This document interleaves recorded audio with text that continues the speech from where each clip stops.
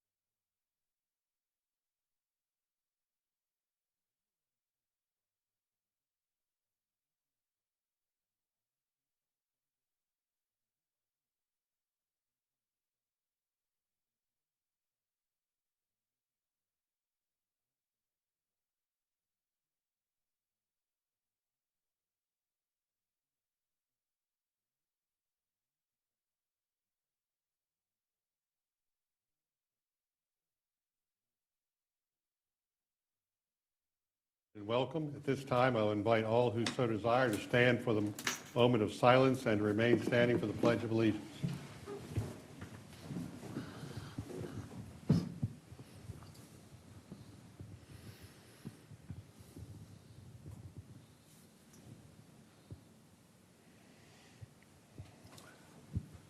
I pledge allegiance to the flag of the United States of America and to the republic for which it stands, one nation, under God, indivisible, with liberty and justice for all.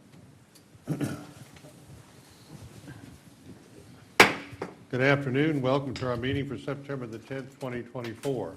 Regular meetings are held on the second and fourth Tuesday at 3 p.m. Public hearings are held at 7 p.m. on the fourth Tuesday of each month. Deviations from this schedule will be announced. The meetings are broadcast live on RVTV Channel 3 and will be rebroadcast Thursday at 7 p.m. and on Sunday from 10 a.m. until 5 p.m. Board of Supervisors meetings can also be viewed online through Roanoke County's website at www.roanokecountyva.gov. Individuals who require assistance or special arrangements to participate or to attend Board of Supervisors meetings should contact the clerk of the board at 540-772-2005 at least 48 hours in advance. Please turn all cell phones off or place them on silent. Item A, opening ceremonies. Number 1, roll call. Will the clerk please call the roll? Mr. Radford? Here. Mrs. Hooker? Here. Mr. Mahoney? Here. Mrs. Shepherd? Here. Mr. North? Yes, here. Item B, request to postpone, add to, or change the order of agenda items. I propose that we change the order of agenda items I, J, and K. I propose that we meet in closed session prior to holding our joint work session with the school board. Are there any objections? None. Seeing none, the order of our agenda is so changed. Are there any other requests to postpone, add to, or change the order of the agenda, fellow board members? No, sir. Mr. Kaywood? No, sir. Mr. Lubeck? No changes, sir. Thank you. Item C, first reading of ordinances. Number one, ordinance one, accepting funds in the amount of $647,774 from the Virginia Department of Rail and Public Transportation and appropriating such funds to the county's grant fund for operation of Cortran program. And two, reallocating $26,991 from the Cortran budget in the operating fund to the grant fund for the required match for operation of the Cortran program. Chair recognizes Paula Beneke, Transit Planner, for our first reading and request for a second reading. Paula, welcome. Good afternoon, Chairman North, members of the board. I come before you this afternoon with an ordinance and a brief update for the Cortran program over the last fiscal year. We will be accepting or asking to accept and appropriate the funds of $647,774 for the Cortran program received by the Department of Rail and Public Transportation. As many of you are aware, the Cortran program was established in 1985, and even though this mission statement was not part of the original operation of the service, I believe that when it was created a few years ago, it was still the true intent of what was initially provided by the citizens for what the program would be then and what it is today. To provide demand response transportation service to approved Roanoke County citizens to and from their primary residence to facilitate independent living and continued involvement in the community. In a few slides, I will share with you what some of our annual survey from our ridership has shown over the last fiscal year. But one of the numbers that jumped out to me that I thought was relevant to share at this point in time was that about 25% of our ridership that responded to this survey actually said that one of the benefits that they felt was the largest in their life that impacted them was the fact that they could use the service for still socialization. That meant visiting a family member across town, not only just using it for a medical appointment, but it allowed them to be able to still get out and be active in their community, just like what we want our mission statement to say. A brief overview, the eligibility for the program, obviously they need to be a Roanoke County citizen, age 65 or better, and or have a disability.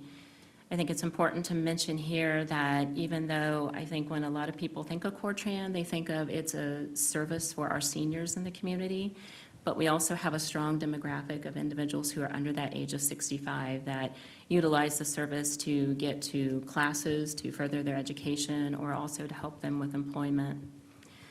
Obviously, the service runs Monday through Friday. That's always been a staple of the service from 7 a.m. to 6 p.m. And then you can see a picture there of what the branded vehicles look like that you've probably seen around town.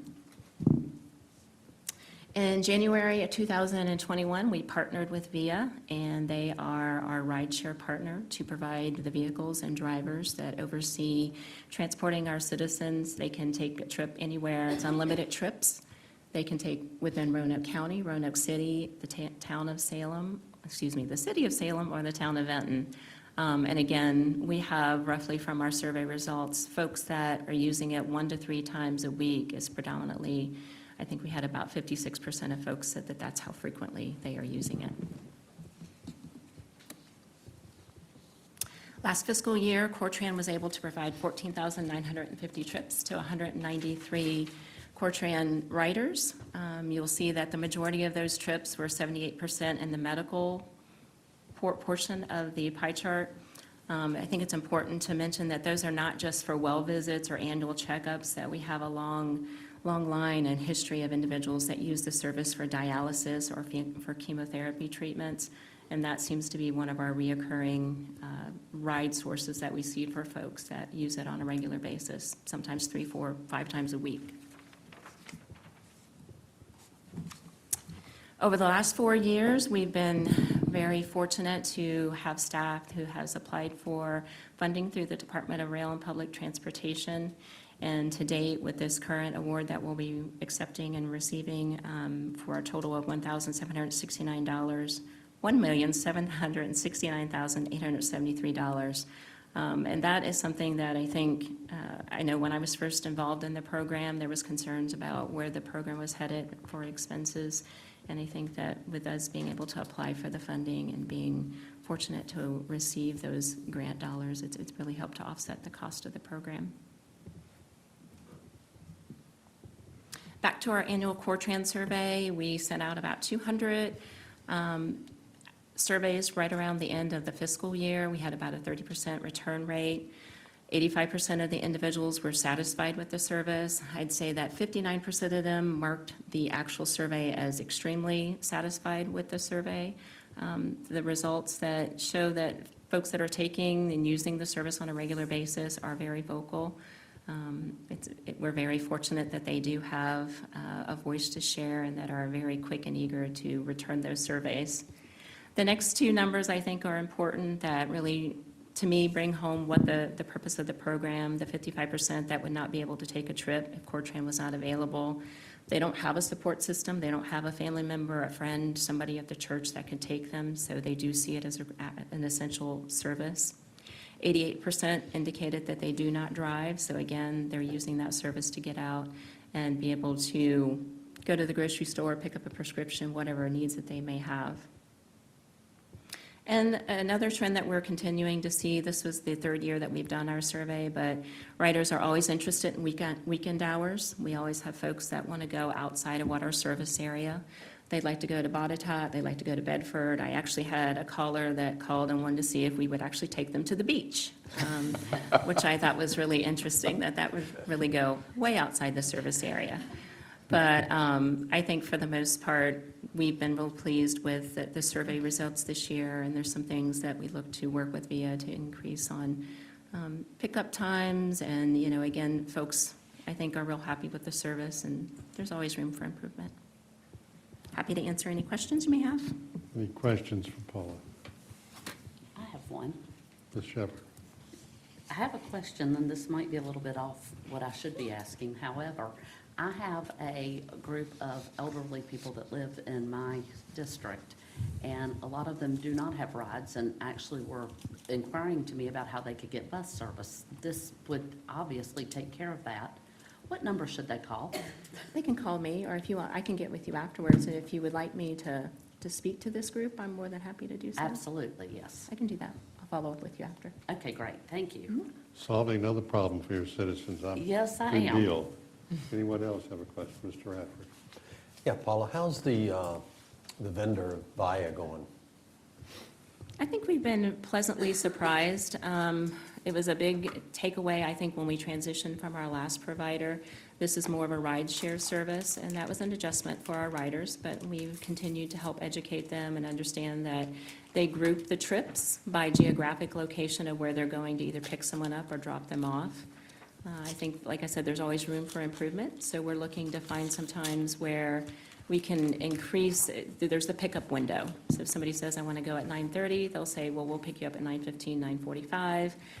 People don't like that. They want to be picked up at 9:30. They still want to treat it like a cab service. So I think that there's still some room for an improvement there. The on-time performance, we run about 98% on time. So I think there's some room for improvement. We're looking at switching out the vehicle vans right now because they've matched the 100,000 threshold that they like to switch out the vehicles at that threshold. I see them around town a lot, but when they stop, or I see them at fueling up or whatever, they're really kind and courteous, and the vans always look clean and sharp. So just, it looks good from my point of view. I appreciate that. That was one of the exciting things that I liked when we transitioned from our last vendor, was it is actually a Roanoke County Cortran branded vehicle that people are seeing in our community that relate that service back to what we're providing to them. I think the other asset is that people have really enjoyed using the app. Even for our population, sometimes folks seem to think seniors are not comfortable with that technology, but I think that we've seen a great increase with folks using that as opposed to calling the call center Okay, yeah. Thank Mr. you. Mahoney. I don't have a question, but I want to compliment Ms. Benke. She's been instrumental, I think, in the success we've had over the last 4 years for this program. So thank you for everything you're doing. This is one of our more successful programs. And as we were talking last night at the Safe Streets community meeting, we really don't advertise this enough. She's going to shudder at that because she doesn't know she has enough staff to be able to handle more riders. But this is, you think about it and you go back, we started this 1985, and I think it helps a lot of citizens who really need, who don't have any other support, any other friends, any other family. And you look at that pie chart that shows the percentage of people who are using this for medical purposes, and how critical that is. So thank you. I want to applaud you. This is an excellent program. And I like seeing all the grant funds that you and staff have been able to secure to keep this operation going. Thank you. I got it. Sure. Go ahead. So I also wanted to echo that sentiment that we really appreciate your good work, Paula. You're doing a fantastic job. And we have a lot of pride in what's being offered here. It's a unique service that fills a need in our community, and it appears like it's doing really well. I just had a curiosity, though, wondering if we could model something similar to this with some of the employment needs, where we have employers who are needing employees that rely on the bus line. Could there be a link that was something similar to this program that could go from the end of the bus service to that employer, maybe in some kind of partnership with an employer? It could potentially help fill that need. I know that it's a problem. I know it is on my end of the county anyway. So just something to ponder, if there was a way to help fill that need with employees getting to work when they don't have their own transportation on the regular. And I think certainly that there are some different opportunities that we could investigate and continue. I think it was last fall when we had a meeting out in the Glenver area and was trying to solicit some feedback from businesses to say, is this one of the issues that you're seeing with getting, a staff to get to work? And I think that was, we were hoping to kind of scratch the surface there, but I think that, I know through DRPT that there are some other funding opportunities that specifically are for commuter assistance that certainly we could investigate further. Thank you. Let me help you out a little bit here. I'd like to direct staff to look into getting something done to advertise this on RVTV3, certainly. And Amy, maybe some of our folks in the media world might want to do something sometime, but I think it's an easy ask for RVTV3. I hope that's okay with you. Sounds like that's some interest to help out, because, I also would like to suggest that this be part of your community meeting. You've already got it written down, that's great, because it wasn't part of mine, and, I wished it had been. At least I didn't see any handouts on the table, so just another thing to make more added value in our community. Thank you very much. This time, I'd like to ask, is there a motion to approve the first reading of the ordinance and to schedule the second reading for September the 24th, 2004? 24. Motion. I'll second that. Is there discussion on the motion? No discussion. Will the clerk please call the roll? Mr. Radford? Yes. Mrs. Hooker? Yes. Mr. Mahoney? Yes. Mrs. Shepherd? Yes. Mr. North? Yes. Thank you, Paula. Moving on to item D, appointments. Do any board members have an appointment that has not been given to the clerk and included in the board report for agenda item D? If not, is there a motion to approve the list of appointments set forth in the board report? Motion to approve. Is there a second? Second. Is there any discussion? There being none, will the clerk please call the roll? Mr. Radford? Yes. Mrs. Hooker? Yes. Mr. Mahoney? Yes. Mrs. Shepherd? Yes. Mr. North? Yes. Item E, consent agenda. All matters listed under the consent agenda are considered by the board to be routine and will now be enacted by one resolution in the form or forms listed below. If discussion is desired, that item will be removed from the consent agenda and will be considered separately. Does any board member wish to remove an item from the consent agenda for discussion? Is there a motion to adopt all matters on the consent agenda? Motion. Is there a second? Second. Clerk, please, any discussions? None? Clerk, please call the roll. Mr. Radford, Yes. Mrs. Hooker, Yes. Mr. Mahoney, Yes. Mrs. Shepherd, Yes. Mr. North. Yes. Moving on to item F, citizens' comments and communications. Are there any citizens wanting to address the board that have not submitted a form? No, sir. And you have no forms? Okay. Item G, reports. Is there a motion to receive and file the reports that have been included with the agenda under item G? So moved. Is there a second? Second? Any discussion? There being none, will the clerk please call the roll? Mr. Radford, Yes. Mrs. Hooker, Yes. Mr. Mahoney, Yes. Mrs. Shepherd, Yes. Mr. North. Yes. Item H, reports and inquiries of board members. Ms. Shepherd. I don't have a whole lot today, but in the last couple weeks, I've been fortunate enough to be able to attend the groundbreaking ceremony for the CTE and W Cundiff. And even though I was not a part of getting that funded and getting everything going, it is very exciting to see it happening, and I can't wait to actually have the ribbon cutting for both of those, especially Cundiff, since I started there in kindergarten in 1973. I also was able to tour the fire station over in the Bonsack area, the new one, and that is coming along really nice. Tons of new features that, after having grown up in the fire station world with my dad being a Roanoke City fireman, wow, have things come a long way since we used to visit those. The only thing it is lacking that they used to have was that candy store that I love to go to. Every time I went to visit him, and it was right inside the stations. I was also able to attend a cookout hosted by the administration for staff of DSS, Sheriff's Office, Court Services, and Commonwealth Attorney. And that was really nice. And I have to give kudos to the administration to see you all up there serving and cooking for all of them. So that was very nice to see. And one other thing I want to remind everyone is I'm having a community meeting at the senior building on September the 19th at 6 p.m. and would love to see all the Vinton community try to attend it and see everything that we've got going on. But other than that, that's all I've got. Great, good report, Mr. Mahoney. Ms. Hooker, excuse me. I too was able to attend the groundbreaking of the elementary schools and the CTE, and it really is an exciting day when we have that much going on for our schools, and it really strikes me as the priorities that we have placed financially on education in Roanoke County has been substantial, and I'm really proud of that effort. Today, this morning, actually, I went to an event sponsored by the Hope Initiative, which is part of the Bradley Free Clinic, and they were celebrating, actually, the Roanoke City Police that helped institute and just initiate this process for helping drug addicts.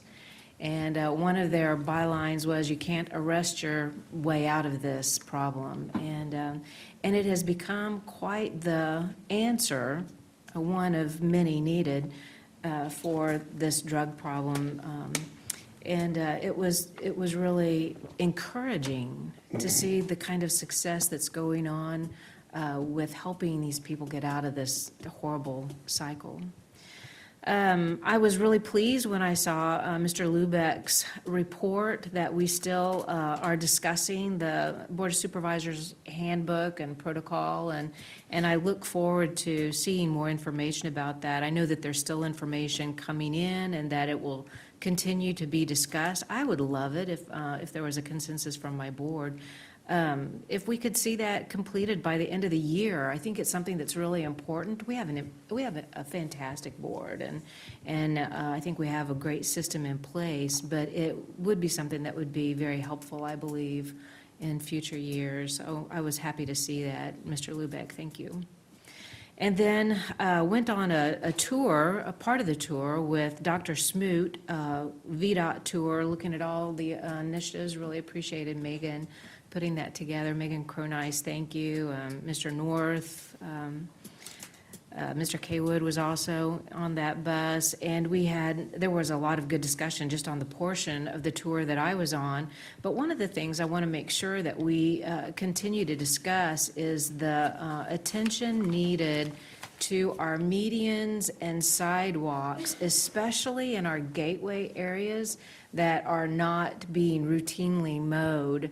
And we talked about how that VDOT has really, they have fewer times annually that they mow those type of areas. And it really makes a statement for our community when it's unkept. I know that some of the sidewalk areas are difficult to even walk or run on because of the overgrowth.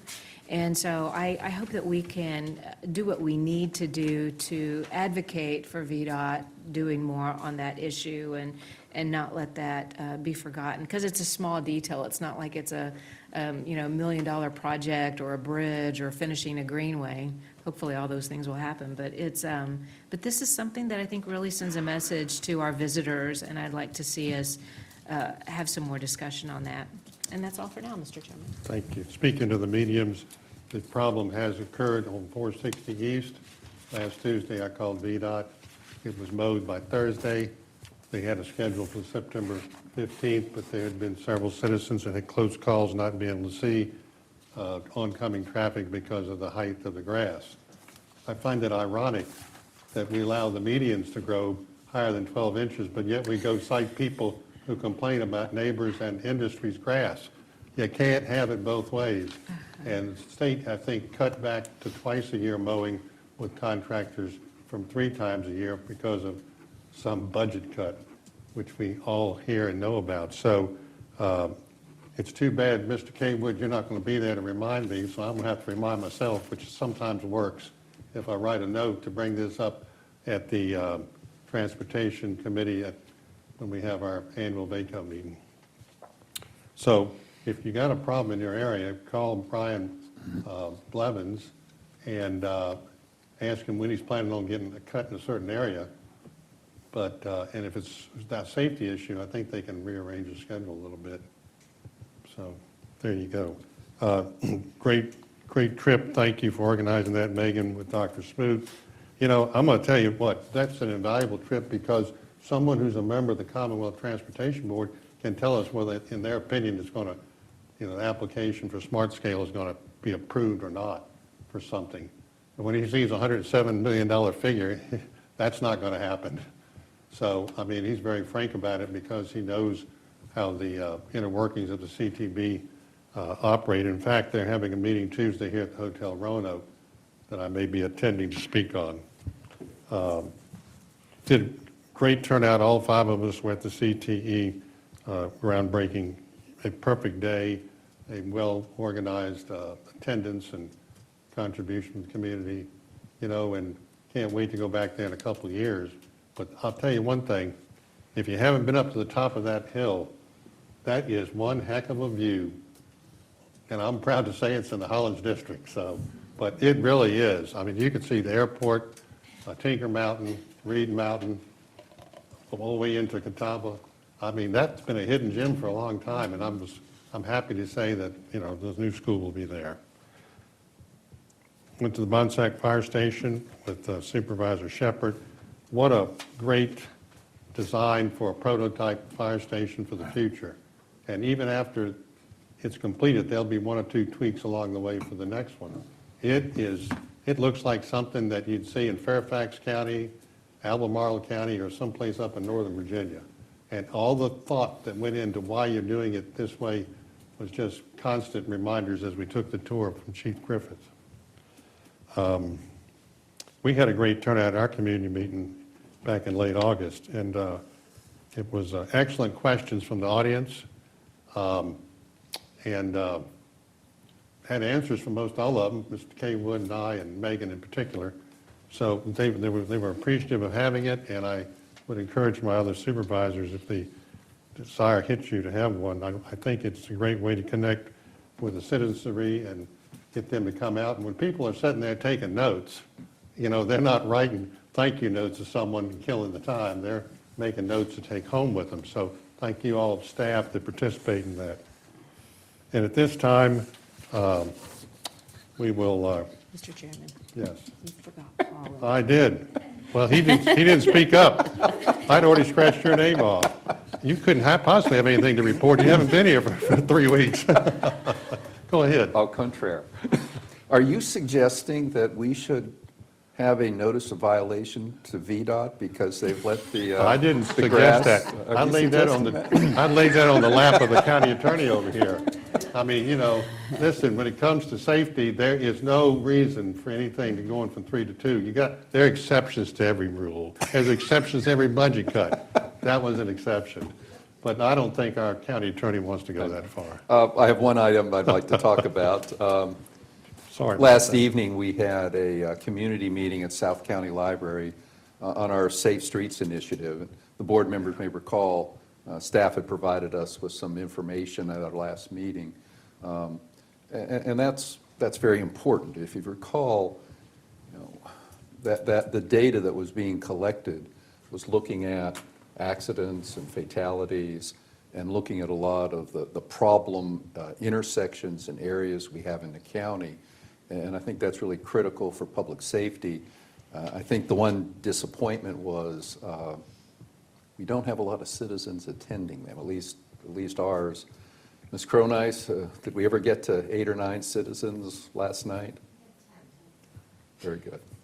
So I know we've had the community meetings, in Botetourt, we've had one in Hollins. We had one in Cave Spring here. I think there's one coming up in Vinton soon. So I'd like to get that message out because this is important to look at those, safe street areas.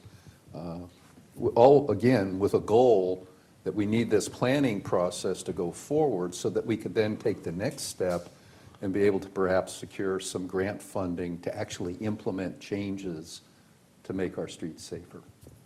Thank you, Mr. Chairman. And I'll forget you, Mr. Radford. too. Okay, thank you.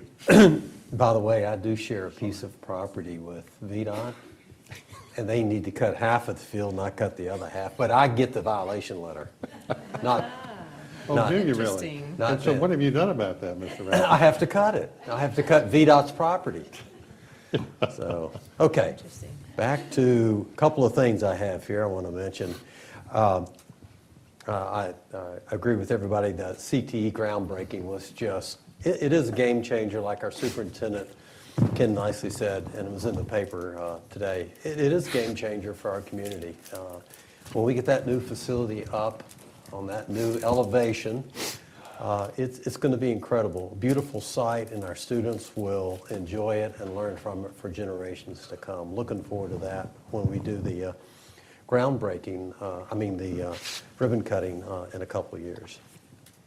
I want to congratulate Roanoke College on their first football game in 80 years. And I know they're not in our county, but a lot of our students, high school student graduates, go to Roanoke College. And so I took my mother, who's a 1966 graduate of Roanoke College, to the game, and she was absolutely thrilled to death to see that game. And I think I saw Richard Kaywood walking. Did you go to the game? Yeah, okay, that's what I thought. I mean, it was packed. So they're in a club status, and I think they'll move into a varsity status in a couple of years. But it was just fascinating to see all the Roanoke College alumni. And my mom's 86 years old, and she's bebopping around with all these other alumni. It was really great. She felt like she was back in college. But back in 1966, when she graduated, she had 4 kids out there that watched her graduate. So kudos to her. She went back to college and got it. One event that I want to bring up to save a date on your calendar is the Bent Mountain Fall Festival. We have been working on this. We, Roanoke County Parks and Recreation and the Bent Mountain Community Center, have been working on putting this together. September the 28th. It starts at 12 o'clock. From 12 to 5, they have activities for kids. They got food and beverage. And then from 5 to 7, they turn it into an Oktoberfest, and they have the sauerkraut band. So you got to come out and hear that, and that's going to be exciting. We've been trying to model something after after all our counties around us do trying to think of the name of it, but they do a fall festival. Boone's Mill just had one a couple weeks ago. You couldn't miss it if you went through it on 220. It was just packed. Alan, it had over 5,000 people go to it easy because it's right there on 220. So we're thinking 1,000 to 1,200 for Bent Mountain, but anyway, it's showing up right now on Facebook page. We're starting to do some more advertising through different media, so just save that date. And thank you, Mr. Chair, for letting me go last. We saved the best to last, David. Yeah, we shook that order up, didn't we? That's what VDOT does, for letting that grass grow too long. Yeah. Hey, wait a minute. Since you're talking about VDOT, I have to give a shout out too. I had a citizen call me early or late last week because Feather Road had grown up and deer were running out in front of the people and from the weeds and they couldn't see them and it was really tall. And I made a call to Doug and the next morning it was completely mowed. A tree that had fallen was cut down. So they were right on point. And Doug was right on point getting in touch Doug went with out them. there and did that night. Did you tell Doug? Doug, that is wonderful.